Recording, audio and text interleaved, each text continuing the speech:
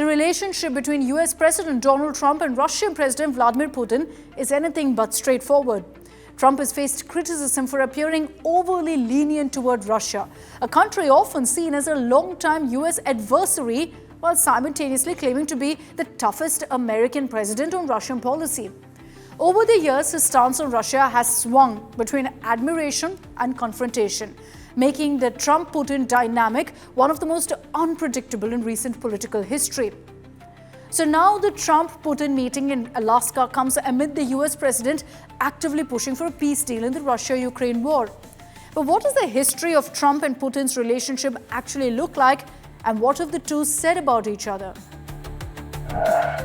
Let's go back to Trump's first term as president, when his relationship with Putin drew intense scrutiny both in America at home and abroad. Trump praised Putin on several occasions, calling him a strong leader, expressing a desire for better relations between the two nations. I will tell you that President Putin was extremely strong and powerful. But this period was overshadowed by widespread allegations that Russia had meddled in the 2016 US presidential election to boost Trump's chances. US intelligence agencies concluded that Moscow launched cyber attacks, spread disinformation, and attempted to influence public opinion in favor of Trump. This led to multiple investigations, including the high-profile Mueller probe, which examined possible coordination between Trump's campaign and Russian operatives. Now, despite the mounting evidence, Trump repeatedly dismissed these claims as politically motivated and resisted criticizing Putin directly, fueling further controversy and raising questions about the true nature of the relationship. There was no collusion with the campaign. And every time you hear all of these, 12 and 14, it's stuff that has nothing to do, and frankly, they admit, these are not people involved in the campaign.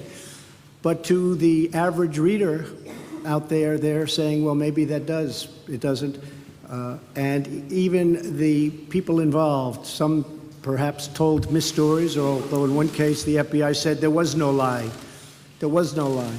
Somebody else said there was. We ran a brilliant campaign, and that's why I'm president. We should not proceed from the immediate political interests that guide certain political powers in our country. We should be guided by facts.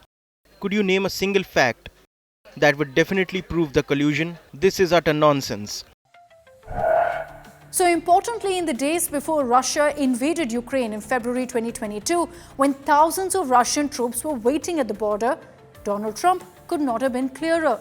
Vladimir Putin was displaying signs of genius. That's what he said. And that indulgent mood persisted for a long time. I said, this is genius. Putin declares a big portion of the Ukraine. Putin declares it as independent. Oh, that's wonderful. So Putin is now saying it's independent, a large section of Ukraine. I said, how smart is that? And he's going to go in and be a peacekeeper. That's the strongest peace force. We could use that on our southern border. That's the strongest peace force I've ever seen. There were more army tanks than I've ever seen. They're going to keep peace all right. After that came in Trump's second term as president. On Inauguration Day, Trump told reporters that Putin should sign a deal to end the Russia-Ukraine war. He should make a deal. I think he's destroying Russia by not making a deal. I think Russia's going to be in big trouble. You take a look at their economy, you take a look at the inflation in Russia. In the early weeks of the second Trump presidency, Moscow and Washington appeared well on track to reboot their bilateral relations.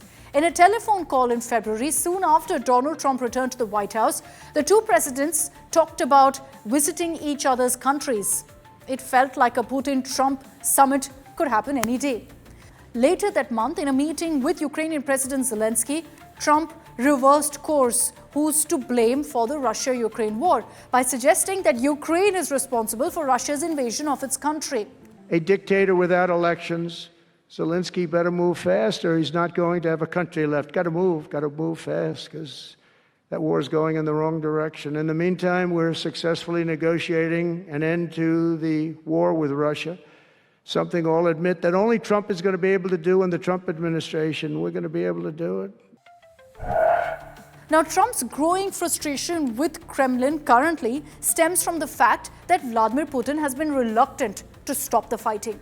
In recent weeks, he's condemned Russia's relentless attacks on Ukrainian cities, calling it disgusting, calling it disgraceful. He's accused President Putin of talking a lot of bullshit, to quote Trump, on Ukraine. I'm not happy with what Putin's doing. He's killing a lot of people, and I don't know what the hell happened to Putin. I've known him a long time, always gotten along with him, but he's sending rockets into cities and killing people, and I don't like it at all, okay?